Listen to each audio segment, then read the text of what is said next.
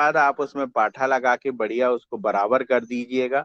जितनी बारीक मिट्टी होगी खेत की, और जो सी बीज के ऊपर जितनी बारीक मिट्टी आएगी, तो वो उतना अच्छा पौधा अपना उगेगा। आपके खेत के अंदर डिग्गल नहीं होने चाहिए, जो यहाँ पे हमारी चालू भाषा में बोलते हैं। तो बिल्कुल बारीक बढ़िया है, आप रोटावेटर लगा लें। पहले डिक्सेरो लगा लें, फिर रोटावेटर लगा के उसको बिल्कुल बारीक कर लें। और बारीक करने के बाद कत्तल नहीं होनी चाहिए खेत में। फिर आपका जो बीज आपने लेके आए हैं, तो भारतीय परंपरा के अनुसार उसको पहले उगा के देख लेना चाहिए। एक दोने में आप 10 दाने डाल लें कि कितना परसेंट अपना दाना उग रहा है, इस चीज पे विशेष है। भाई आपने जो बीज लेके आए हैं उसमें से 10 में से 6 उग रहे हैं, 8 उग रहे हैं, 9 उग रहे हैं, कितने दाने उग रहे हैं। आपको जब अपने दोने में आपके जब बीज उग गए, आपको पता चल जाएगा। जो हमारे संस्कृति में भुजलिया जो हम लोग बोते हैं, वो अपने पुराने लोगों का बताने का एक तजुर्बा है कि कोई भी फसल को आप पहले उगा के देख लें में कि कैसी आने वाली है, क्या क्या उसमें रहेगा। आपको आपकी जो मिट्टी है, जिस खेत में आपको लगाना है उसी खेत की मिट्टी लावे और उसी में वो बीज बोवें। ऐसा नहीं कि आपने पता चला घर में बगल से मिट्टी लाए और अपना बीज बो दिया। तो वो मिट्टी का भी स्ट्रक्चर आपको पता चल जाता है।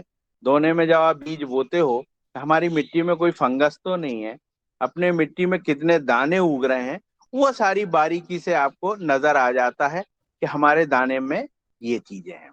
उसके बाद आपके खेत की तैयारी आप बहुत अच्छी कर लीजिए। आपको ज्यादा धूप में गोबर की खाद नहीं डालनी है। थोड़ा मरग लग जाए तो आप फिर अपना आप डालिएगा गोबर की खाद। कहते हैं रोहनी में अगर अपन गोबर की खाद डालते हैं तो वो सूख जाती है, और सही भी है, उसके जीवाणु जो हैं सब मृत हो जाते हैं। तो आप अपनी गोबर की खाद जब डालें, तो आप थोड़ा, जैसे इस समय आपका मौसम बहुत अच्छा है, हल्की सी बारिश हो गई है और खेत बढ़िया बनाने को तैयार है, तो इस समय आप गोबर की खाद के जो ढेर लगे हुए हैं, उनको आपके खेतों में आप बढ़िया बारीक फैला दीजिए और उसको आप एक कल्टीवेशन हल्का सा लगा दीजिए। मिलाने के बाद आपका खेत बिल्कुल बारीक बढ़िया तैयार हो गया है। अब आपके घर में आपने बीज दोने में उगा के देख लिया है कितने दाने उग रहे हैं, उस हिसाब से अपने अपने बीज की मात्रा खेत में डालने की तैयारी कर लिए। संतुलित आपको खाद लेनी है। जैसे आप जैविक ले रहे हैं तो आप प्रोम ले लीजिए। आपको फंगिसाइड लगाना है तो हमारे पास ट्राइकोडर्मा है और बबेरिया बासियाना है। दो चीजें हैं। अगर आपने देखा होगा कि सोयाबीन आजकल बैक्टीरियल फंगस बहुत लगती है, तो उसको रिजिस पालियों में सोइंग अगर आप करेंगे तो वो बीमारी कम आएगी। और उसमें आप जब भी आपको सोइंग करना है तो 12 घंटे पहले आप उसमें बढ़िया ट्राइकोडर्मा लगा दीजिए। और आपका ट्राइकोडर्मा लगने के बाद आपका बवेरिया बासियाना लगा दीजिए। आपकी दोनों ट्रीटमेंट होने के बाद आपका बीज 1 घंटे सूखने के बाद आप उसमें अपना राइजोनियम कल्चर लगा सकते हैं, जो नाइट्रोजन फिक्सेशन में मदद करता है। जो आदमी जैविक कर रहे हैं वो कल्चर नहीं लगाते, उन्हें कल्चर से ही शुरुआत करनी चाहिए। अच्छा कल्चर ले में, कोई भी कृषि विश्वविद्यालय हो, केवीके हो, उनसे मदद ले में, और बढ़िया कल्चर आपके फसलों में, आपके बीजों में बढ़िया लगा लें। उसको हल्का हल्का सुखा ले में, जिससे आपकी जो सिड्डिल आप सोइंग करोगे तो उसमें वो नमी के कारण आपस में दाने चिपकेंगे नहीं। तो उस चीज का अवश्य ध्यान रखें। हल्की सी छायादार में धूप में सुखाना नहीं है, क्योंकि कल्चर है वो। इस चीज का अवश्य ध्यान रखें। उसके बाद आपकी जो शेड्यूल है उसको दूरी निश्चित कर ले में, जो भी क्रॉप आप बो रहे हो उसके हिसाब से आपकी शेड्यूल डबल पेटी वाली होना चाहिए, जिसमें कि आप प्रोम के दाने अलग गिरा सकें, और अपना जो है, अपनी जो भी आप फसल बो रहे हो वो अपना बस साफ सुथरा, उसमें कोई भी आपको किसी भी चीज को मिलाना नहीं है। हमारे यहाँ परंपरा है, किसान अधिकतर बीज में जो भी खाद है या प्रोम है या जो भी है वो मिला के बोते हैं। उससे 20% फसल में अंकुरित क्षमता में नुकसान होता है। उस चीज का अवश्य ध्यान दें। जब पौधा अंकुरित होता है तो उस समय छोटे छोटे कीड़े उसको चूस लेते हैं। तो उस समय आप बबेरिया का बहुत बढ़िया बबेरिया के दाने डालें, बबेरिया का स्प्रे कर दें में। खेत में जब भी नमी हो तो रेता में मिला के फेंक दें में। तो वो आपको बहुत अच्छे रिजल्ट मिलेंगे। हल्की सी बारिश अभी आने लगी है, तो पहले से इन चीजों का आप अपने खेत में उपयोग कर सकते हैं। अगर आपका साफ सुथरा खेत है, बिल्कुल आपने अगर पहले गेहूं के समय रोटावेटर से अगर मिलाया है, तो ये फिर उसके जो डंठल होते हैं उस पे ये बहुत अच्छा काम कर जाएगा। ट्राइकोडर्मा भी बहुत बढ़िया फैलेगा और ये भी काम होगा। लेकिन अगर आपके खेत में कोई भी कचरा नहीं है, साफ सुथरा नहीं है, तो आपको जो भी बबेरिया है या ट्राइकोडर्मा है अलग से खेतों में डालना है, तो उसको गोबर की खाद में मिला के अपने घरों में कहीं पे जहाँ पे खेत है वहां ठंडी जगह में उसको रख दे में, और हल्का हल्का पानी सींच के बोरे को ढक के रख दे में, जिससे वो कल्चर क्या होगा उस गोबर की खाद में बढ़ जाएगा। और फिर उसको गोबर की खाद सहित आप, जैसे मान लो आपने 1 एकड़ के लिए 10 तगाड़ी गोबर का खाद ले लिया, तो उसमें आप 1 किलो ट्राइकोडर्मा अपना जो भी लिक्विड है, अगर लिक्विड है तो उसको अच्छे से मिला दे में, और उसको ठंडी छाया में रख दे में, और उसके ऊपर से गीला बोरा ढक दे। वो 10-15 दिन में उसके पूरे जो गोबर की खाद है उसमें पूरा फैल जाएगा वो। और आप शाम के समय जब भी ठंडा मौसम हो, हल्की सी बारिश हो गई हो, जब अपने खेत में उसको फेंक दे, आपको इतने अच्छे रिजल्ट मिलेंगे। इसी सदन से हमें संतोष सर जी ने सिखाया, केबी के बनखेड़ी से हम सीखे कि किस प्रकार से वो बढ़ता है।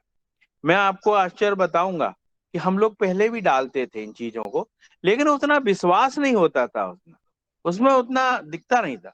इस बार जब हमने हमारे जैसे हमने हम लोग ज्यादातर मक्का लगाते हैं क्योंकि हमारा साइलेज का काम है, तो मक्के में हमने देखा फॉल आर्मी वर्म आया हुआ है। तो उस समय हमने जो जैसे लाइट ट्रैप लगाए, फेरोमोन ट्रैप लगाए, तो उनसे काफी कंट्रोल हुआ। और उसके बाद जब हमने बबेरिया फेंका तो उससे भी फिर पूरी नीली हो गई। उसकी फोटो थी, कल हम लोगों ने केबी के में दिखाया भी था। उन लोगों ने बड़ा सराहनीय किया कि इतने आगे ये किसान ऐसे कर रहे हैं। और दादू ने वो पर्चा भी दिखाया है जिसमें उन्होंने पूरा लिखा उसकी पद्धति बनाने की, कैसे बनता है, कैसे इसके उपयोग होते हैं, कहाँ मिलेंगे सारे। जो 8-10 लैब नर्मदापुरम में डलने वाली हैं उन्हीं के सारों के नंबर थे। तो सभी वहां पे जितने भी समिति में लोग थे, सभी ने तालियों से स्वागत किया कि इतना अच्छे योगाहार के जो सदस्य हैं नर्मदापुरम में इतनी अच्छी लैब बनाने को जा रहे हैं।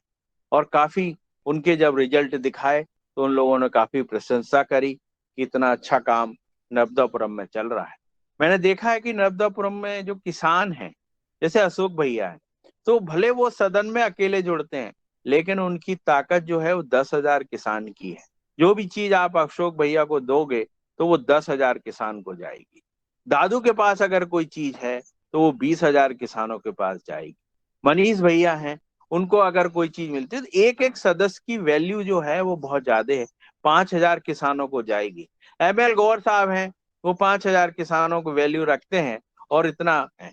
वर्मा जी हैं हमारे, वो वर्मा जी हमारे कम से कम 5 से 10 हजार किसानों को प्रतिनिधित्व करते हैं। और कोई बात अगर सदन से वो ग्रहण करते हैं तो इतने लोगों में वो बातें चली जाती है। हमने देखा है कि कैसे जाती है। आज रघुवंशी भैया पौधे लगाते हैं, सदन में चर्चा होती है, तो वो पौधों की चर्चाएं थोड़े बहुत लोगों में नहीं जाती है, वो भी 50,000 किसानों में जाती है। आज मुन्नी लाल सर जी अगर नर्मदापुरम में आते हैं तो मैंने देखा है वो कम से कम 50,000 किसानों का प्रतिनिधित्व करते हैं। अगर हम लोगों को वो प्रतिनिधित्व करते हैं तो सारे किसानों को अगर जोड़ लो तो वो एक बात हमारी 50,000 किसानों में चली जाती है। ये बहुत महत्वपूर्ण बातें हैं। स्कूल के माध्यम से हमारे गौर साहब बहुत सारे, मतलब हमारे जितने भी योग यहाँ के सदस्य हैं नर्मदापुरम के, वो सभी महत्वपूर्ण और बहुत तरीके से इस समय जेबी का जो प्रचार योगाहार ने जब यहाँ कार्यक्रम हुआ था, पवन सर जब आए थे यहाँ पे, तो जब जो प्रचार प्रसार हुआ उससे हमारे यहाँ के कृषि विभाग और इनकी तो बदला ही है। उसके बाद यहाँ प्रचार प्रसार बहुत तेजी से हुआ है। आगे सरकार की मंशा है कि जो डीएपी हम लोग यूज करते हैं, सिर्फ डीएपी में ये होता है कि जैसे डालते हैं तो तुरंत असर दिख जाता है फसल। अभी हम लोगों को ऐसी कोई जैविक चीजें लानी पड़ेंगी जिससे प्लांट में डलने के बाद वो तुरंत रिजल्ट देवे, और किसान की आदत है जो दिखता है वो खरीदता है। तो ये चीजें उसके पास होनी चाहिए। और वो चीजें जल्दी से जल्दी जैविक में इतनी तरीके से वैज्ञानिक गण लगे हुए हैं, ऐसा लगता है कि बहुत जल्दी हमारा देश जैविक की तरफ बढ़ेगा।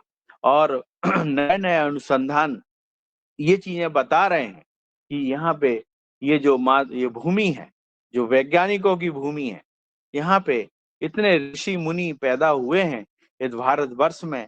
उन्होंने ऐसी ऐसी चीजें यहाँ पे छोड़ के गए हैं कि यहाँ के जो नव युवक अब खेती की तरफ जो उनका रुझान बढ़ रहा है, उससे लगता है कि खेती में कुछ नया चमत्कार होने वाला है। क्योंकि अभी नए नए जो हमने देखा है कि गांव में जो नए बच्चे थे इस कोरोना काल में काफी कृषि से जुड़े और उन्होंने खेती को काफी आगे उठाया।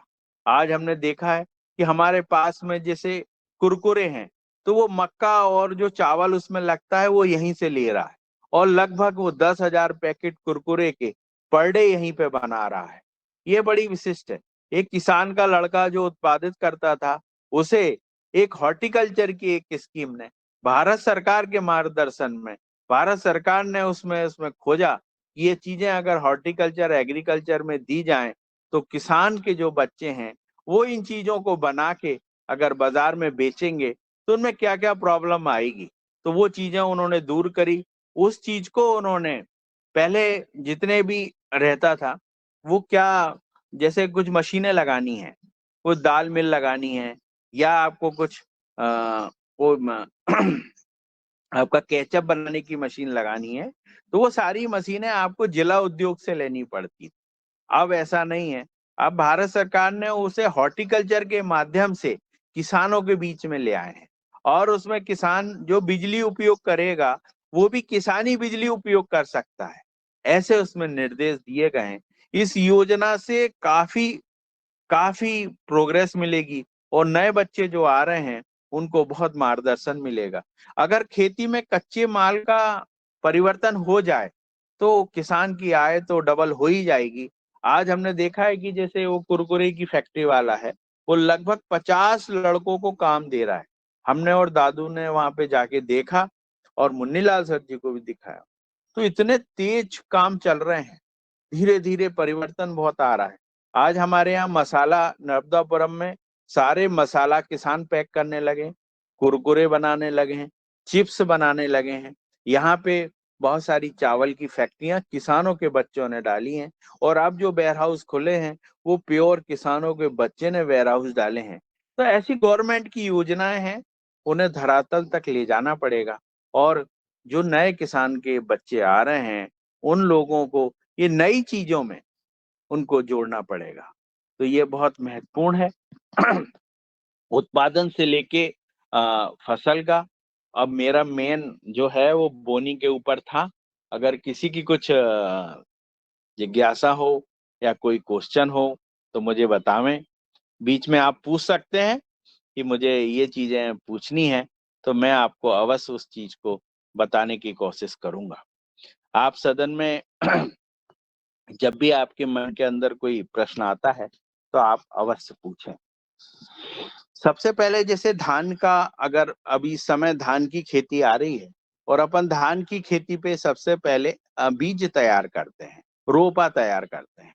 तो 1 एकड़ में अपन ये मानते हैं कि 10 किलो अगर धान का रोपा डाला जाए तो वो 8 किलो 7 किलो रोपा बहुत अच्छा निकलता है।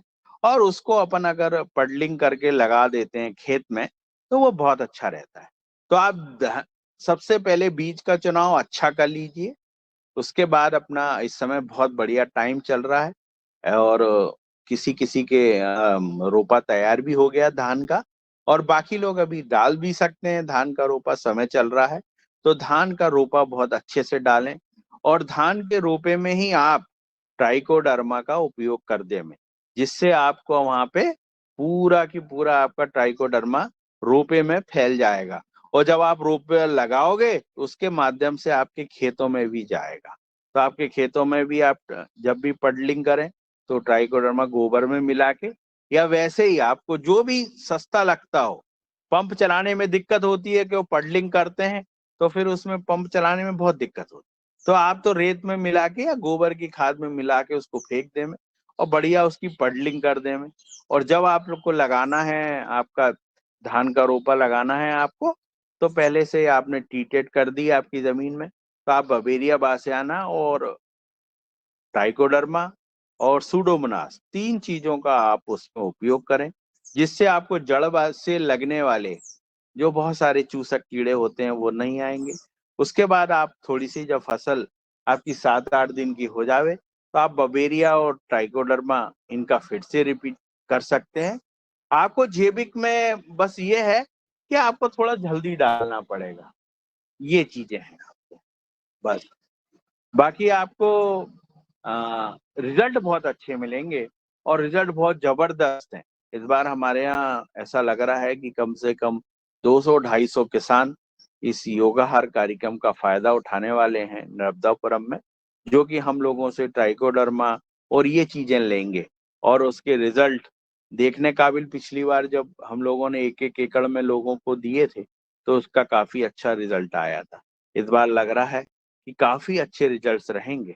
और जिस समय धान की रोपाई होवे, तो हम तो चाहते हैं कि सदन से कुछ लोग आके उसको देखें और उस चीज को हाईलाइट करें कि ये चीजें हमारे, आप देखेंगे तो हमारा विश्वास बढ़ेगा, आप देखेंगे तो हमें ऊर्जा मिलती है।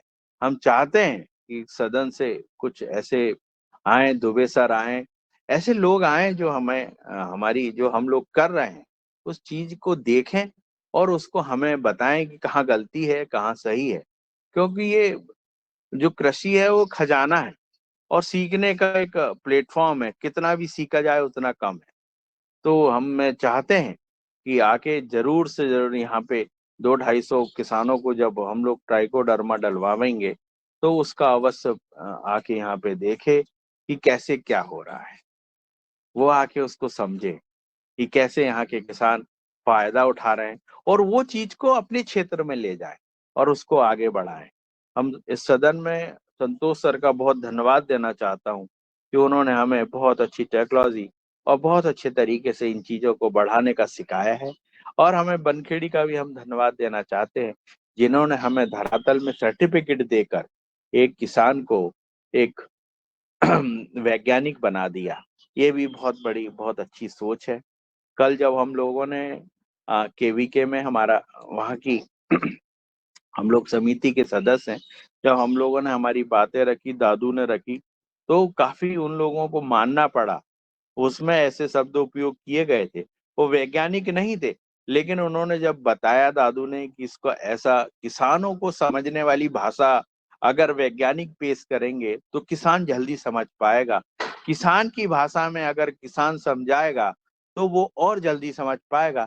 इस बात को जब दादू ने समझाया तो पूरी जितनी बड़ी टीम थी सारों ने इस चीज को माना कि यही भाषा उपयोग होनी चाहिए और इसी भाषा से किसान समझ पाता है। किसान के खेतों में अगर छोटे छोटे से प्रैक्टिकल होने लगे, R&D होने लगे और वहां पे जाके उनको बता दिया जाए, तो कोई भी किसान अच्छी चीजों को पकड़ने में देर नहीं करता है, बहुत जल्दी पकड़ता है। आज मैं अपने यहाँ का बता दूं कि नर्मदापुरम में किसान इतने जागरूक हो गए हैं कि उन्हें जैसे ही कोई चीज का अगर फायदा दिखता है तो वो तुरंत करते हैं। मुझे ऐसा लगता है कि बहुत दिन दूर नहीं जब ये DAP यूरिया यहाँ का किसान छोड़ देगा, जब भी उनके वैज्ञानिक बहुत अच्छे विकल्प निकाल देंगे। और वैज्ञानिक जब विकल्प निकालेंगे और वो फिर वो दिन आएगा जब आदमी DAP यूरिया की तरफ देखने को भी देखेगा भी नहीं, ऐसा दिन अवश्य आएगा। यहाँ के मुझे ऐसा लगता है कि जो पूरे भारतवर्ष के जो वैज्ञानिक हैं उनमें कहीं ना कहीं कोई ना कोई भारतवर्ष के ऋषि का असर है और ऋषि का गुण है। अगर वो चाहें वैज्ञानिक गण, तो मैं इस सदन के माध्यम से आह्वान करना चाहता हूं उनको कि वो ऐसी चीज अवश्य लामें, ऐसी युक्ति लामें, ऐसी चीजें लामें कि किसान बहुत अच्छे से सरल तरीके से, जिस प्रकार से आज DAP यूरिया वाले प्रचार कर रहे हैं और दे रहे हैं, वैसे ही हम लोगों को कोई जैविक प्रोम वगैरह इतना अच्छा बन जावे कि प्लांट को अगर हम प्रोम दे दे में तो पूरी हमारी फसल वैसी ही उत्पादित होने लगे जिस प्रकार से हम लोग केमिकल से करने लगते हैं। ये वैज्ञानिक गण का है। अगर आज हमारे यहाँ सबसे ज्यादा हमने देखा है जैविक में हमें नाइट्रोजन में दिक्कत जाती है, दाल वाली चीजों में हम राइजोनियम कल्चर उपयोग करते हैं, मक्का गेहूं में ये जो वेक्टर उपयोग करते हैं, तो काफी अच्छे रिजल्ट मिलते हैं। लेकिन फिर भी हमारी जो फसलें हैं उनको जितना नाइट्रोजन, जितना फास्फेट, जितना जैविक रूप में हमें किसी चीज में उतना नहीं मिल पाता है। अगर हमें एक ट्रॉली से 9 किलो 10 किलो नाइट्रोजन मिलती है तो वो काफी महंगा पड़ता है। 10 किलो जनरल किसान को इजी रहता है, 10 किलो यूरिया फेंकना। एक ट्राली गोबर की खाद डालकर 10 किलो नाइट्रोजन लेना महंगा पड़ता है। इन चीजों को वैज्ञानिक गणों को समझना पड़ेगा। और अब जो रिसर्च है उसमें भारत सरकार बहुत पैसा दे रही है कि रिसर्च करके लोग ऐसी चीज लावे। आज हमारे यहाँ हमने देखा कि कोरोना काल में जब स्वामी जी ने ऐसी दवाएं निकाली जिनसे बहुत सारे हजारों लोगों ने उसका फायदा उठाया और उससे लोगों ने अपना जीवन बचाया। जीवन का बचना सबसे बड़ा, मैं ये मानता हूं कि अगर किसी भगवान की सेवा आप करते हो तो वो आदमी की अगर जान बचती है तो उससे बड़ी कोई सेवा नहीं है जो स्वामी जी ने किया। और स्वामी जी ने लाखों लोगों को अपनी जड़ी बूटी के माध्यम से उनकी जान को बचाया। वैसे ही हम वैज्ञानिक गणों को आह्वान करते हैं कि वो ऐसी चीजें लावें कि हमें 1 बोरी यूरिया, 10 बोरी डीएपी यूरिया की तरफ हमारी नजर भी ना जावे, ऐसी चीज वो हमारे को ला के दे में कि हम लोग उसको उत्पादित करें। और वो ऐसे हमें हमारी चीजों में से पूरा केमिकल हट जावे। आज हमने देखा है कि जब हमने बवेरिया बासियाना का एक उपयोग किया तो इतना ज्यादा उसका असर, मैं अपनी लाइफ में, मैं तो बचपन से खेत में ही जन्म हुआ मेरा, और मेरे माँ बाप हमेशा खेती करते हैं। खेती में ही हम लोगों ने अगर बचपन में खिलौने खेले भी हैं तो मिट्टी के बैल बख्तर बना के खेले हम लोगों ने। तो हमारा तो जन्म ही खेती के अंदर हुआ है। जब हमें किसी मंत्री ने कभी पूछा था हमसे कि आप इतनी प्रोग्रेस कैसे है आपकी खेती में, आप 2 शब्दों में बताइए, तो मैंने कहा साहब हमारा जो जन्म हुआ है वो पेड़ों के नीचे हुआ है। हम लोग, हमारे यहाँ खेतों में हमारा जन्म हुआ है। हमने बचपन से खेतों की मिट्टियां खाई हुई हैं। और तो वो बहुत खुश हुए और उन्होंने कहा यही सही है और इसी से प्रोग्रेस होती है। तो अब किसी के कोई क्वेश्चन हो तो अवश्य बतावें। जी। जी, बहुत बहुत धन्यवाद भैया। आपने जो है बहुत अच्छी जानकारी दी है सदन को। और निश्चित रूप से जो हमारा खरीफ का सीजन आ रहा है उसमें ये जानकारियां बहुत उपयोगी होगी। आदरणीय मिथिलेश जी का हैंड रेज है, मैं उनको आमंत्रित करता हूं कि वो अपना प्रश्न पूछें। जी, प्रश्न छोटे हों हेलो। और सटीक हों, ऐसा मेरा निवेदन है, जिसमें अब और लोगों को भी अवसर मिल सके। जी मिथिलेश मैडम जी। हरिओम। सदन को जी। सम्मानित वंदन। बहुत ही सुंदर मार्गदर्शन आज हमारे शरद भैया का, बड़े ध्यान से सुन रही थी मैं। और जो बताया आपने कि सरकार जो योजनाएं निकालती है किसानों के लिए, तो हमें इसकी जानकारी कहाँ से मिलती है और हमें लेनी चाहिए? ये मेरा प्रश्न है आपसे।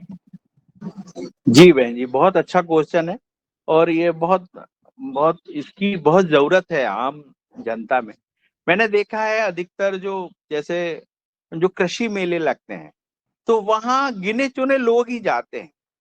तो कृषि मेले में जब भी आपके यहाँ मेले लगे, कृषि मेले, तो उसमें अवश्य अपनी बहनों को ज्यादा से ज्यादा ले जावे और किसान को ज्यादा से ज्यादा ले जावे।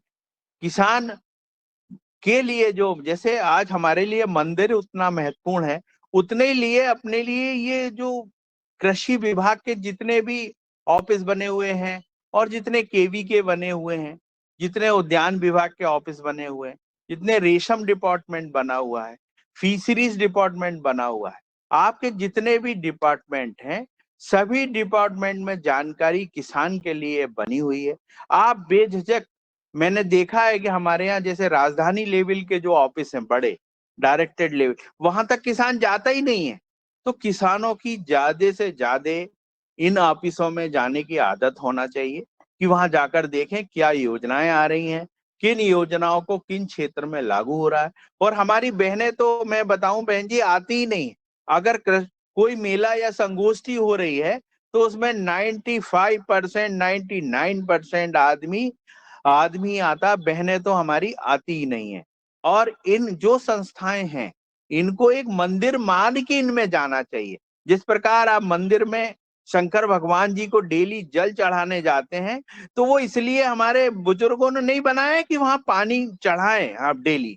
वो आपको दिखा रहे हैं जिस चीज से आप जुड़े हुए हो, जिसको आप पूजा करते हो, वैसे विभागों में आप प्रतिदिन जामें और प्रतिदिन वहां से अपनी ऊर्जा लेके आए। आप हर विभाग में आप निःशुल्क आप जा सकते हैं। वो सारी योजनाएं आप बायलॉज मांग सकते हैं वहां पे जाके कि साहब हमें नए बायलॉज क्या हैं, हमें बायलॉज आप उपलब्ध कराइए। कैसे हम लोग हमारा आप देखिए एक जिले के अंदर कितने ऑफिस हैं। आपका हॉर्टिकल्चर है, आपका एग्रीकल्चर है, 2 ऑफिस आप में आपके दोनों डीडीए बैठे हुए हैं, एडीए बैठा हुआ है, आपका आत्मा बैठा हुआ है जो आपको पूरा जैविक के विषय में जो भी जानकारी वो देता है। बीज प्रमाणीकरण संस्था बैठी हुई है जो आपको सीड बनाना पूरा सिखाता है कि आप कैसे बीडर बीज से फाउंडेशन बीज बनावें और अपने गांव में उसको दूध डिपार्टमेंट है अपना, पूरा डेयरी का ऑफिस बैठा हुआ है जिले के अंदर, जिनमें 3 ऑफिस काम कर रहे हैं। तो वो दूध की पूरी जानकारियां आपको दे रहे हैं। जड़ी बूटी के 2 ऑफिस हैं जो फॉरेस्ट डिपार्टमेंट ने खोल रखे हैं, आप उनसे ले सकते हैं और वो फॉरेस्ट डिपार्टमेंट पूरा आपको जड़ी बूटी की पूरी आपको जानकारी देगा। फिशरीज का डीडीए बैठा हुआ है जो फिशरीज की जानकारी आपको पूरा देगा।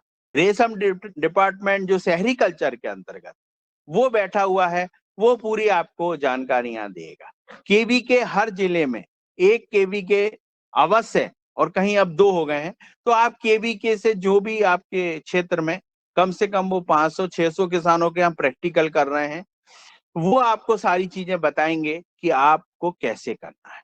उसके बाद आप वहां पे जितने भी आसपास एग्रीकल्चर कॉलेज है, जैसे हमारे यहाँ जबलपुर एग्रीकल्चर कॉलेज है, तो आप कभी भी जाएंगे तो आपको सारी जानकारियां मिलेंगी वहां। कौन सा नया बीज बन रहा है, किन बीमारियों में कौन सा रेजिस्टेंस वाला बीज है, कहाँ पे अपने को वर्मी खाद, कैसे नए केचुए आ रहे हैं, आपको कैसे बबेरिया बनाना है, ये सारी जानकारी आपके समझ जो भी आपका एग्रीकल्चर कॉलेज अगर पास में है तो ये सारी जानकारियां देगा। या वो कॉलेज की कोई स्पेशल है, जैसे उन्होंने तुअर निकाली सीहोर एग्रीकल्चर कॉलेज ने, तो वो आपको बताएगा कि भैया ये तुअर हमारे यहाँ से निकला हुआ है। इलाहाबाद की बहुत सारी, जैसे बहुत सारी वहाँ के बहुत सारे कॉलेज हैं, उन्होंने बहुत अच्छे अच्छे बीज निकाले हुए। आपको और भी बीज की जानकारी चाहिए तो आप दिल्ली में एनएससी में जा सकते हैं, नेशनल सीड कॉर्पोरेशन में, वो सारी आपको जानकारी देगा। आपको बही अपनी लेके जाना है और आधार कार्ड लेके जाना है। आपको वहां रुकने की व्यवस्था भारत सरकार ने मुफ्त रखी हुई है। वहां जाकर आप सारी जानकारी, नए बीज, जितनी पूसा की वेराइटियां आपकी धान की हैं, वो सारी आपको वहां पे मिलेंगी, सारी नए।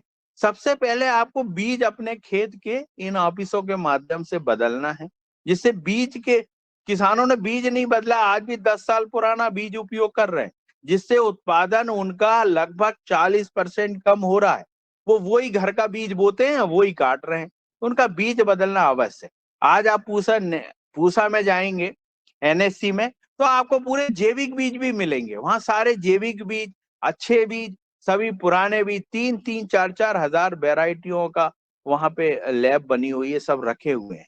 तो आप वहां अवश्य जाइए। 70 से 80 एकड़ में उनके प्रोग्राम चल रहे हैं, तो वहां आप बहुत सारी चीजें ले सकते हैं। तो बहनों को बाहर निकलना पड़ेगा, घर से अपनी खेत के मेड़ तक जाना पड़ेगा, ऑफिस तक जाना पड़ेगा। जब बहुत खेती जो है अगर बहनें अपने हाथों में ले लें, तो मेरे को लगता है कि खेती की डबल आय तो क्या 4 गुना आय हो सकती है। जी जी, बहुत बहुत धन्यवाद शरद भैया मार्गदर्शन के लिए, बहुत अच्छी जानकारी आपने मुझे दी। अब योगाहार की तरफ से मिथिलेश जी आपको पूरी A to Z जानकारी इन्होंने दे दी किस प्रकार है। मतलब आप दिल्ली के आजू बाजू और आपको जानकारी नहीं है, जबकि दिल्ली तो एग्रीकल्चर का हब है, पूरा देश की पूरी एग्रीकल्चर की रीति नीति वहीं बनती है। तो ये इन्होंने पूरी जो जानकारी A to Z, आपके जिले में ही पूरे ऑफिस है इसके एग्रीकल्चर के, टोटल इन एग्रीकल्चरों के ऑफिस में आपको जाना पड़ेगा, कोई बताता नहीं है, बार बार निवेदन आवेदन, और उनको लोन ही हाँ लगाना जी। पड़ेगा, जब जाके वो धीरे धीरे किसान की हित की सब बातें बताती है, और फिर उनको इम्प्लीमेशन करना पड़ता है, धीरे धीरे ये सब चीज होती है, एक प्रोसेस की प्रक्रिया है। लेकिन इनने बहुत अच्छी जानकारी A to Z आपको दे दी, उसके लिए शरद भैया का भी बहुत बहुत धन्यवाद। को सदन को आपने इतनी महत्वपूर्ण जानकारी दी। जी ओम। जी जी बहुत बहुत बहुत धन्यवाद बहुत दोबारा से फिर भैया। और जी जी ये मेरा ना ऐसा इंटरेस्ट जग गया है कि इसकी जानकारी यदि मैं कहीं लोकल में लेती हूँ ना, तो मेरे चेहरे को देखते हैं बहुत देर तक कि ये महिला क्या बोल रही है। तो ऐसे हमारे समाज में ना कुछ परंपराएं और प्रथाएं हैं। ये मेरा इंटरेस्ट अब जग गया है, और अब हम खेत में भी काम करने लगे तो मैं सबसे पूछूंगी, सदन में भी पूछूंगी। और योगाहार परिवार एक ऐसा स्थान है जिसमें मैं अपना पूरा समय पेड़ इसीलिए करती हूँ कि यहाँ से मुझे एक नई ऊर्जा मिलती है और महत्वपूर्ण जानकारियां मिलती हैं। जी जी ओम जी धन्यवाद। जी। आदरणीय बने सिंह जी का हैंड रेज है। मैं आदरणीय बने सिंह जी को आमंत्रित करता हूँ कि वो आए और प्रणाम। अपना प्रणाम प्रस्तुति। सभी ऋषि मुनियों को। जी आज के जो हमारे खेती के जो ऋषि है, उन्होंने जानकारी तो दी है, परंतु उसमें बहुत सारे मिक्स जानकारी भी, जैसे आपने बताया कि नए नए बीज का आविष्कार करना चाहिए, और सरकार कह रही है कि आप देसी बीज की ओर चलिए, हमारे देसी पद्धति की ओर चलिए। नहीं तो इसमें क्या डिफरेंस है? जी जी, मैं बताना चाहता हूँ, जितनी भी जो ओपी वेराइटीज होती हैं, जैसे आप एनएससी से पूसा की वेराइटी लेंगे, है ना, पूरे ये वेराइटी है, और भारत की वेराइटी है। जो पूसा की जितनी भी वेराइटी है एनएससी की, आप देख लीजिए, वो सारी वेराइटी भारत की है। वो हाइब्रिड नहीं है, कहीं बाहर से नहीं आई हुई है। आपके ही विभाग में, आपके ही भारत में वो पूरी वेराइटियां एनएससी निकाल रही हैं और आपके लिए उपलब्ध करा रही है। आज एनएससी की जितनी भी वेराइटियां हैं वो अधिकतम उत्पादन दे रही हैं, जो कि आप भी, जो बाहर से धान आ रही, हाइब्रिड धान आ रही है, वो भी पीछे छूट गई।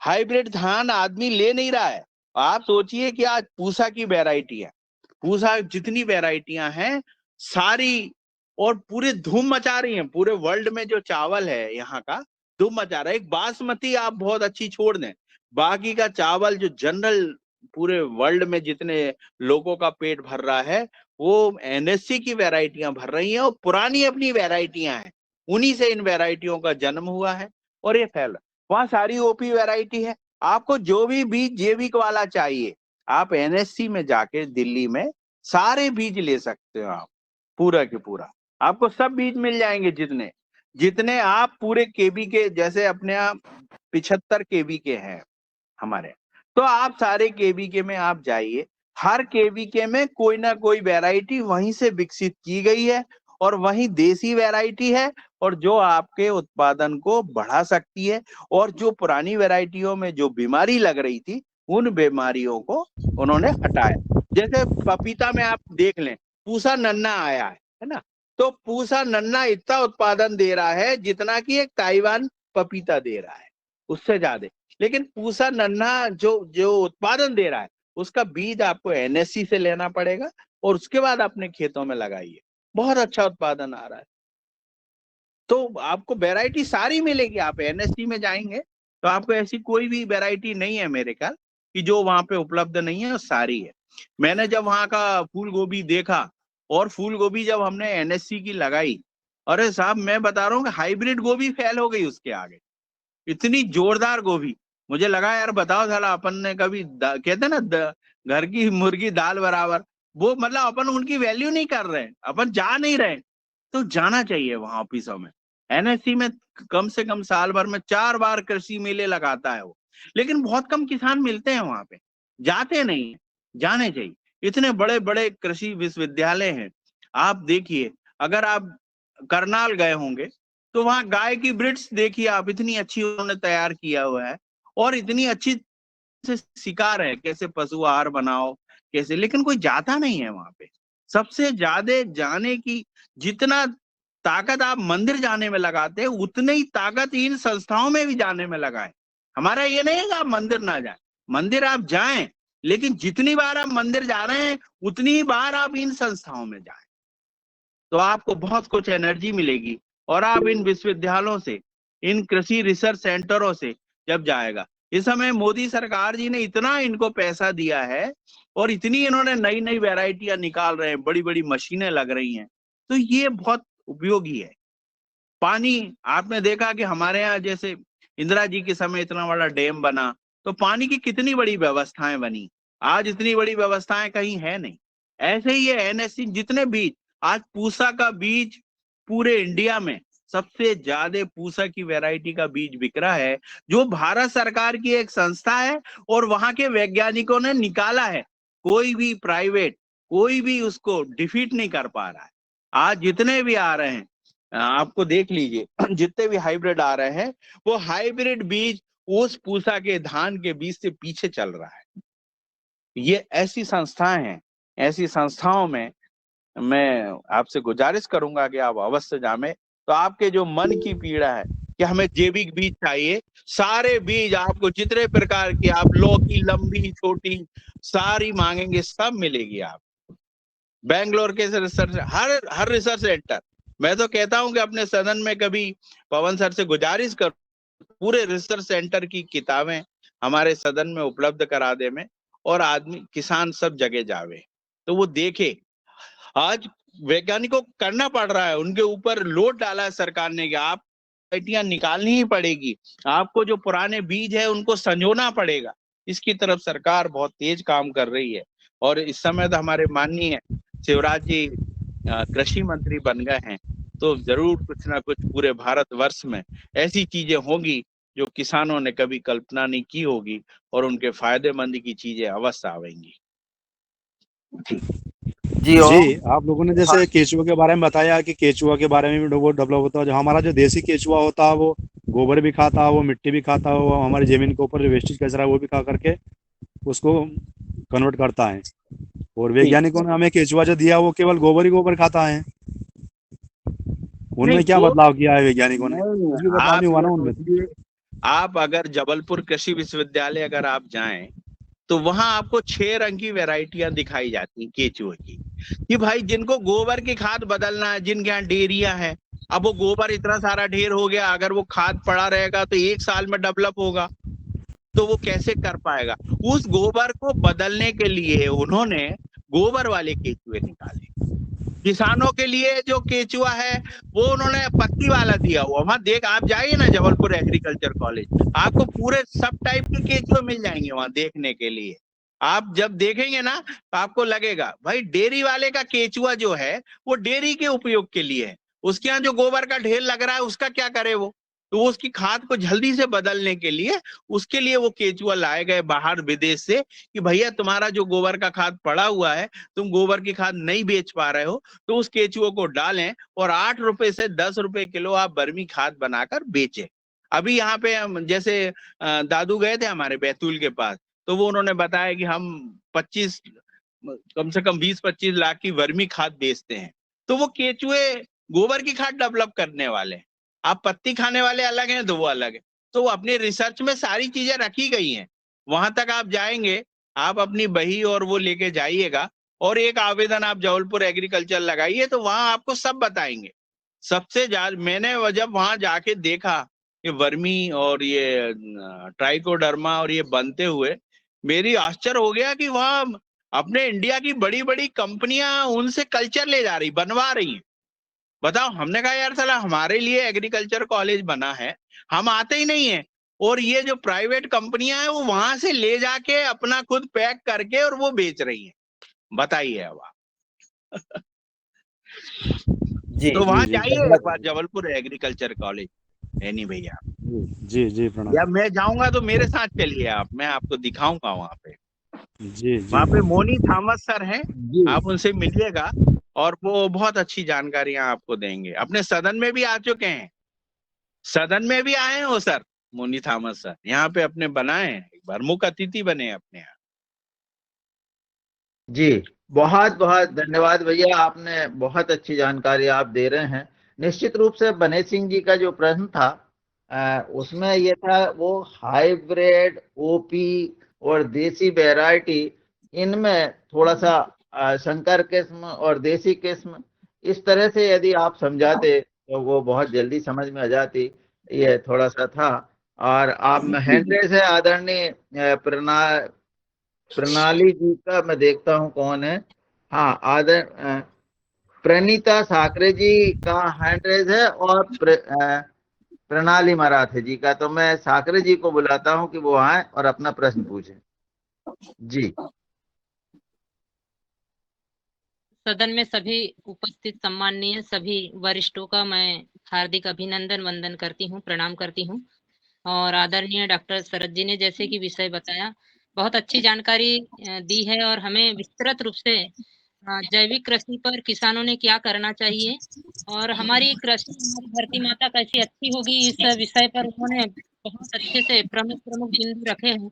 जैसे कि उन्होंने गणेश भैया जी ने प्रश्न किया था केचुआ के बारे में और हमें भी मुझे लगता है कि कम ही जानकारी थी और आपने बताया केचुए के बारे में। तो मेरा प्रश्न नहीं है, मैं तो संतुष्ट हूं कि ऐसे महानुभावों से अपने जैविक कृषि पर विस्तृत रूप से जानकारी मिल रही है। ये हमारा भाग्य है।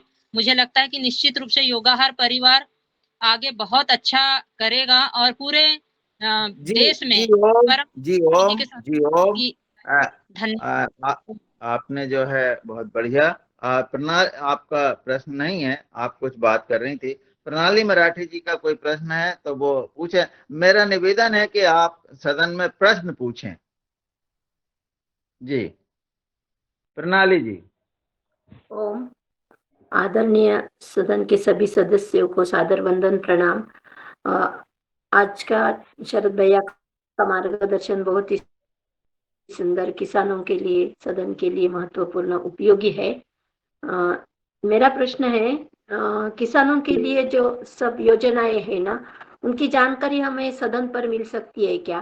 क्योंकि मैं स्कूल से होने के कारण ज्यादा नहीं जा सकती है ना, लेकिन मुझे उसका प्रचार और प्रसार ज्यादा से ज्यादा करना है। मेरा जो हेतु है वो इन योजनाओं का प्रसार समाज माध्यमों में हो जाए, ज्यादा से ज्यादा तरुण युवा इस खेती के लिए आकर्षित हो जाए। ये मेरे मन का एक ध्येय है। जी जी, आपका प्रश्न है कि आपको इसकी जानकारी, सदन अभी पर आपको इसकी जानकारी दे तो गई, दे शरद दी थी भैया ना जी शरद भैया ने, A to Z जानकारी दी ना आप आपको। थोड़ी सी ले लो और हमें जानकारी मिलेगी विविध योजनाओं की जी बहन जी, मैं समझ गया। ऐसे मैंने सदन में पहले बताया था, अभी आपको नहीं, बता दूं। वो योजना है ना सरकार की, जो योजनाएं है, हाँ, मैं बताता कौन हूँ कौन सी आपको योजना है कि किसानों की? जी जी, आपके आपके पास में कोई केवी के है क्या? चलेगा। ओम प्रणाम। बहन मेरा बहन जी, कोई केवी के है आपके पास वहां पे? तो एक किसान सारथी करके एक योजना चलती है केवीके से। उसमें आपका मोबाइल नंबर आप पंजीयन करवा ले में, तो आपके मोबाइल पे हाँ सारी हाँ है, जानकारी आने पेपर लगी। में है। हाँ हाँ, तो आप वहां पे अपना मोबाइल नंबर रजिस्टर्ड करवा लें, तो वहां से सारी योजनाएं आपके मोबाइल पे आने लगेगी ऑटोमेटिक। आप अपने मोबाइल नंबर हर ऑफिस में पंजीयन करवा दे में। हाँ, हॉर्टिकल्चर ओके। है, कृषि विभाग है, रेशम है, सारे विभागों में आपके मोबाइल नंबर को आप रजिस्टर्ड करा दे में। आपको जाना नहीं पड़ेगा, पूरी योजनाओं की जानकारी आपको मोबाइल के माध्यम से आपके मोबाइल में आ जाएगी। आप सभी जितनी भी कृषि के विभाग हैं, सभी जगह पोर्टल चल रहे हैं इस समय पूरी जानकारी देने के लिए। तो आप अपने मोबाइल नंबर वहां पर रजिस्टर्ड करा सकते हैं और पूरी जानकारी आपको मिल जाएगी। और आप अपने क्षेत्र में जितने भी जैसे आरईओ, वैज्ञानिक जो भी हैं, उनके नंबर भी आप वहां से ले सकते हैं कि कितने लोग आपके क्षेत्र में सरकारी लोग काम कर रहे हैं, कितने वैज्ञानिक गण काम कर रहे हैं, वो सारी भी जी आपको सूची वहां से मिल जाएगी। जी जी जी। आदरणीय अस्तिमा जी का हैंड रेज है। मैं उन्हें ससम्मान बुलाता हूं कि वो आए और अपना प्रश्न पूछें। सदन के सभी सदस्यों को सादर प्रणाम, शरद भैया को प्रणाम। मेरा एक क्वेश्चन ये है कि मुझको ये ट्राइकोडर्मा ये सारी चीजें प्राप्त करनी है तो कैसे मिल सकती हैं? मैं रीवा मध्य प्रदेश से हूँ। आपके पास कोई कॉलेज अगर है क्या, या केवी के? एग्रीकल्चर कॉलेज है, केवी के भी है ना, तो एग्रीकल्चर कॉलेज से भी आप ले सकते हो। और दूसरा है कि हम जो सदन में संतोष सर हम लोगों को सिखा रहे हो, आप उसमें भी जुड़ जाए, तो आपको वो बनाना एक बार आप सीख जाएंगे तो बहुत छोटी सी लैब है, यानी 5,000 रुपए से आप अपने यहाँ पे सारे कल्चर बनाना सीख जाएंगे। तो आप दादू का नंबर लेके उनसे संपर्क कर ले में अपने, तो वो आज सारी बात चीजें आपको करूंगा। बहुत जल्दी आप सीख लेंगे। ठीक ठीक ठीक ठीक जी। और आप उससे जुड़िए, हमारे उससे बहुत और बढ़िया है। जो वो योगा आर का एक हमारे लिए ऐसा प्रसाद है कि उसका कोई मूल्य नहीं। इतनी बड़ी चीज सीखी हमने, और आप जी भी जी सीखे। और सदन में मैं तो बोलता हूँ हाँ कि अगर किसान से संबंधित कोई है तो उन्हें ये चीजें बनाना आना ही चाहिए। जैसे मान लो कोई पंडित है और वो कथा करता है, लेकिन उसको कथा करना नहीं आता, तो वो काय का पंडित? अगर आप खेती में इन चीजों को कल्चर बनाना नहीं सीखते तो आप काय के लिए खेती कर रहे हो? आप कोई मतलब नहीं आपका बहुत खेती सही का। इन चीजों को बहुत बनाना सही। आपको सीखना ही चाहिए आप जी। जैसा प्रणाली मैडम ने कहा कि आज मोबाइल के युग में कहीं भी किसी भी संस्थान की जानकारी हम आसानी से अपने गूगल में डाल के ले सकते हैं, कोई भी जी जी किसी भी योजना की। बिल्कुल। जी जी धन्यवाद।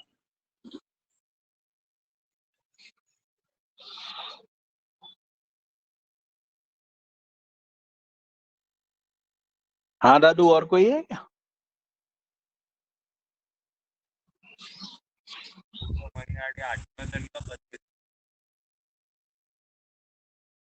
दादू म्यूट हैं आप। जी, अभी सदन में अब किसी का हैंड रेज नहीं दिख रहा है, और यदि किसी को कुछ पूछना है तो अभी भी अपने पास कुछ समय है, तो हाँ, आप पूछ सकते मैं हैं।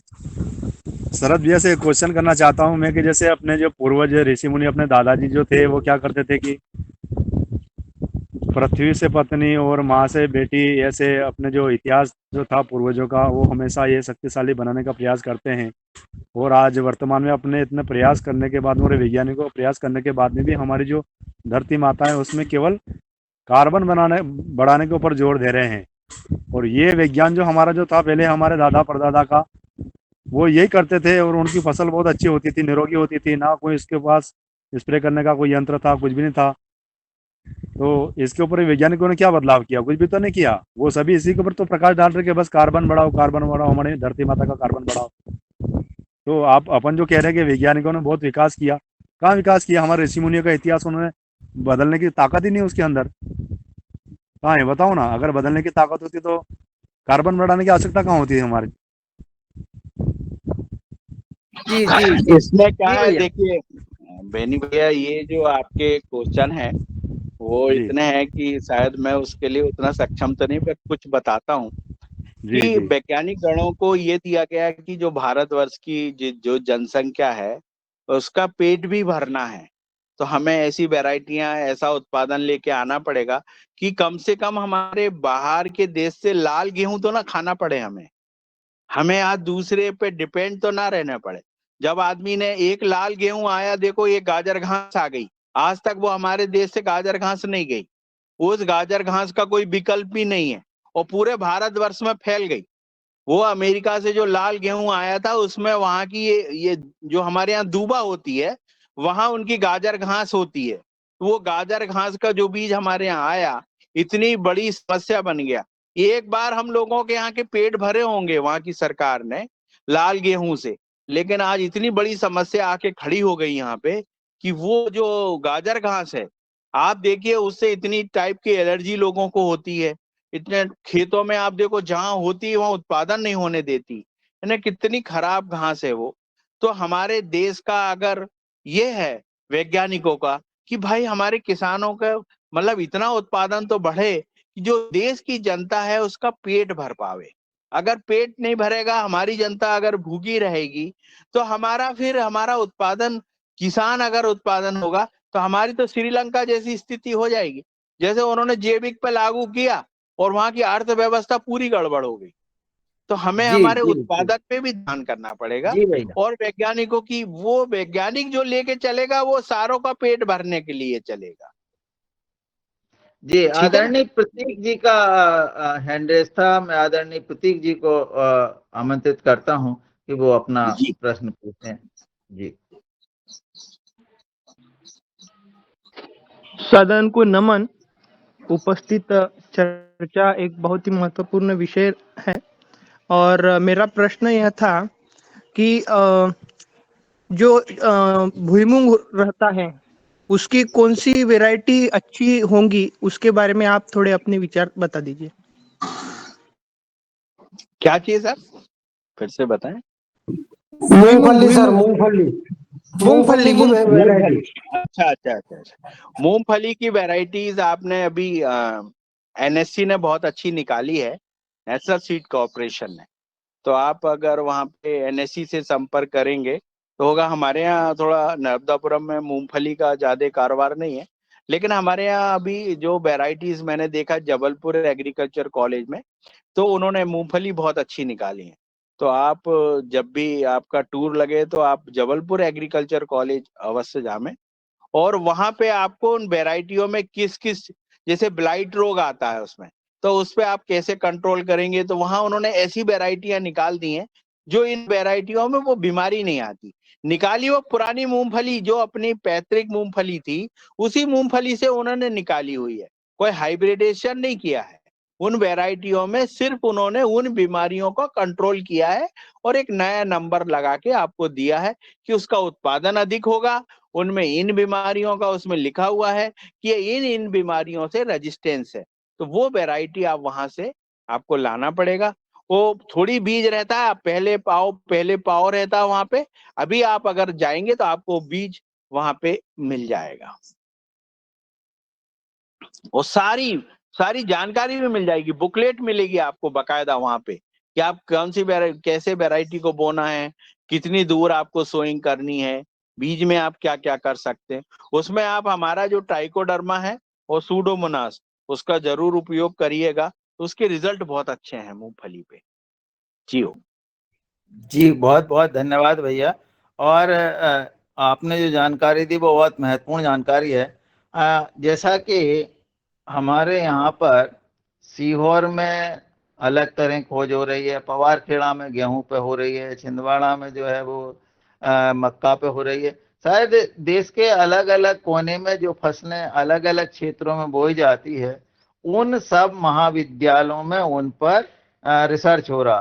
तो यदि जहां पर जैसे मूंगफली का क्षेत्र है, वहां निश्चित रूप से मूंगफली पर भी रिसर्च हो रहा होगा, नई वैरायटी निकाली जा रही होगी। तो ऐसी एक लिस्ट जो है वो सही में हमें गूगल से या कहीं से प्राप्त कर लेना चाहिए, और इस पे कभी कभी चर्चा होनी चाहिए। जी ओम। सदन में और किसी का?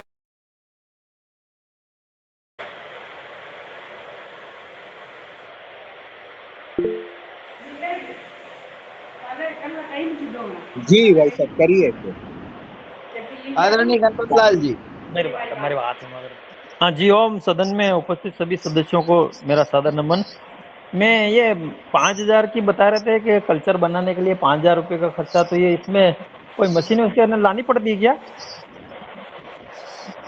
दादू जी बताएं। भैया, उसमें क्या है, मैं ट्राइकोडर्मा और कल्चर वल्चर बनाने के लिए जो बता रहे हैं ना 5,000 का खर्चा होगा, तो इसमें कोई मशीन वगैरह आती है क्या? आदरणीय भैया जी बता दें, नहीं अन्यथा मैं बता दूं। हाँ दादू बताए ना, बता दो। आदरणीय ऐसा है, ये ट्राइकोडर्मा बनाने के लिए हम लोगों ने अभी 6,000 रुपये में वहां से एक जो 80 इडली का जो कुकर होता है वो बुलवाया है। वो कुकर इसलिए जरूरी है क्योंकि वो जो लैब होती है उसमें इसको फ्लास्क वगैरह रख करके उनको करते हैं। तो हम अपने क्षेत्र में जो ट्राइकोडर्मा पाया जा रहा उसी को वहां ग्रो करेंगे, और विभिन्न तरह के डब्बे हैं, और आपका लीटर है, चुंगी है, और बहुत सारा सामान ऐसे 6,000 रुपये में आ जाता है। वो हमने अभी पूना से बुलवाया है, ये 10 लोगों ने। और निश्चित रूप से वो पूरा, भैया आप अपना माइक बंद करेंगे गणपत लाल जी? हाँ, तो इस तरह से वो एक यूनिट बन जाती है।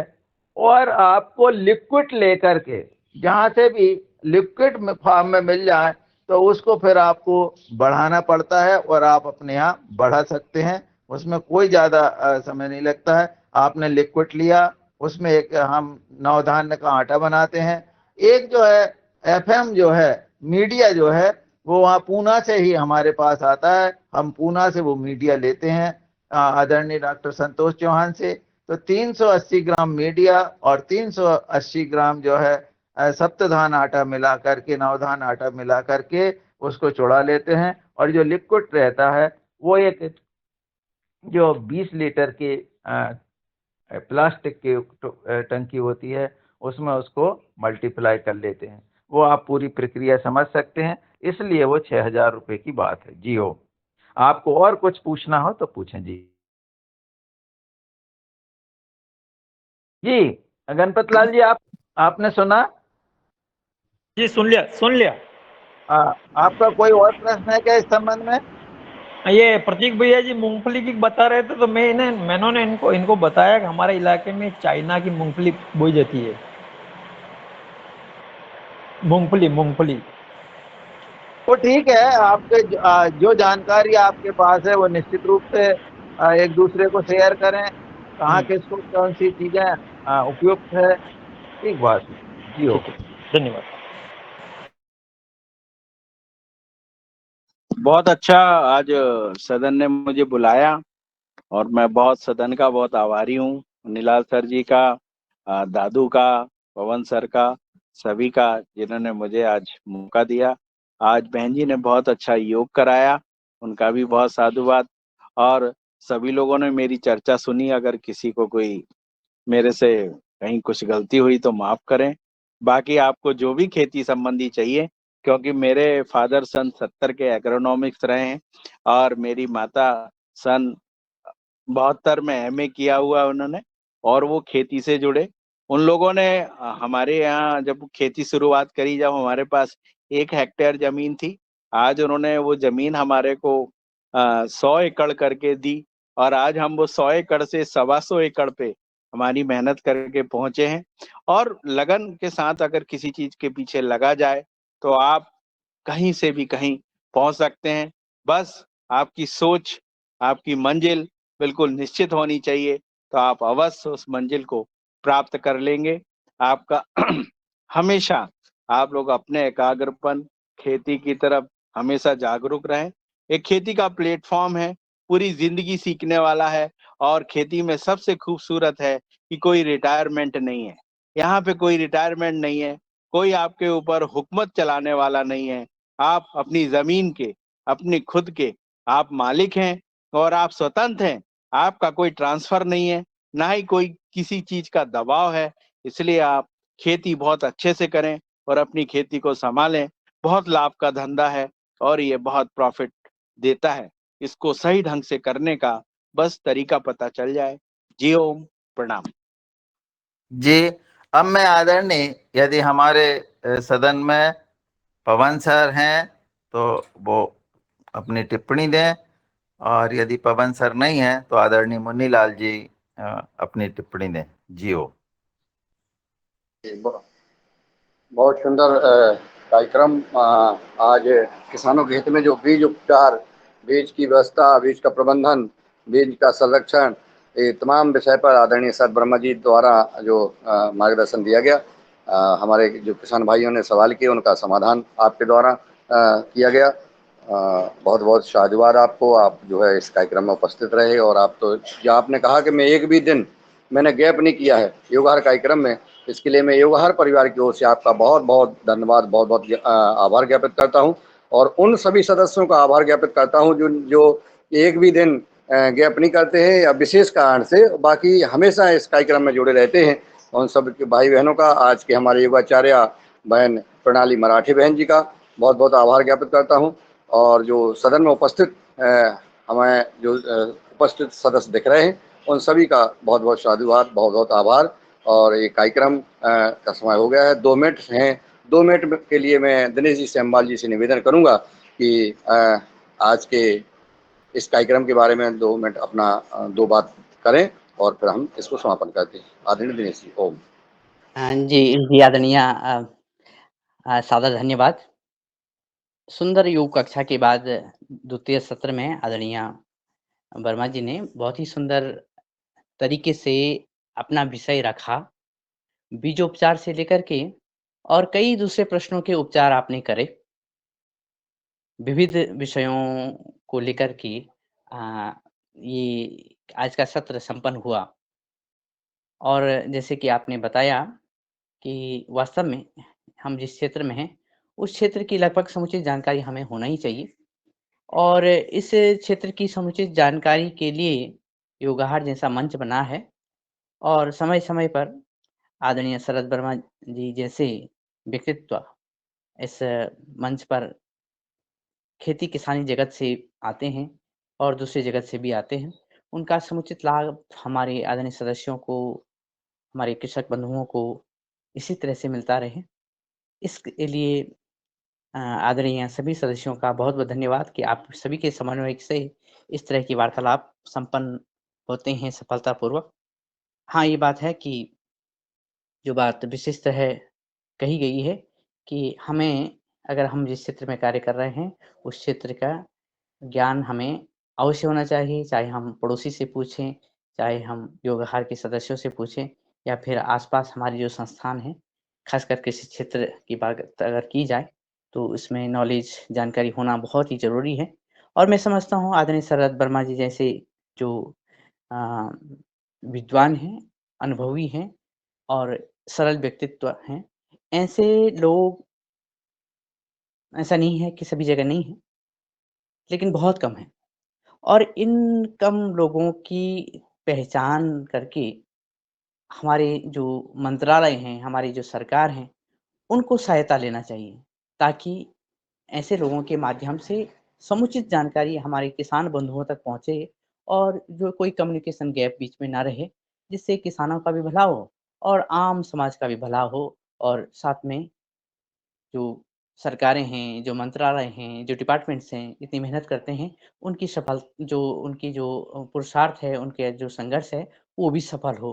तो मुझे लगता है कि आने वाले इस सत्र में जबकि योगाहार का नियमित सत्र चल रहा है और सरकार का भी केंद्रीय सरकार का भी तृतीय सत्र चल रहा है, तो ऐसे व्यक्तियों की भी नियुक्ति या ऐसे व्यक्तियों की भी सेवाएँ आने वाले समय में हमारी सरकारें लें, तो हमारे किसानों का भी भला होगा क्योंकि अभी भी नॉलेज की हिसाब से बहुत बड़ा गैप है और हमें मालूम नहीं है क्योंकि जो चीज़ हमारे पास है, हमारे पड़ोस में ही है और हमारे घर में ही है, वो उसका भी हमें पता नहीं है। तो ऐसे गुणी व्यक्ति और व्यक्तियों के माध्यम से हमें समुचित लाभ हो। धन्यवाद, प्रणाम। ओम। बहुत-बहुत धन्यवाद आदरणीय सान्याल जी। और अब हमारा समय हो रहा है और ये दायित्व मेरे को था, तो मैं अब अंतिम रूप से सभी को धन्यवाद देते हुए अपनी कक्षा का समापन करते हैं। जी ओम, सभी को प्रणाम और कल सुबह फिर जुड़ेंगे। सबका दिन मंगलमय हो, सब स्वस्थ रहें, मस्त रहें। जी ओम। ओम सर, सभी को ओम। धन्यवाद सर, बहुत अच्छा।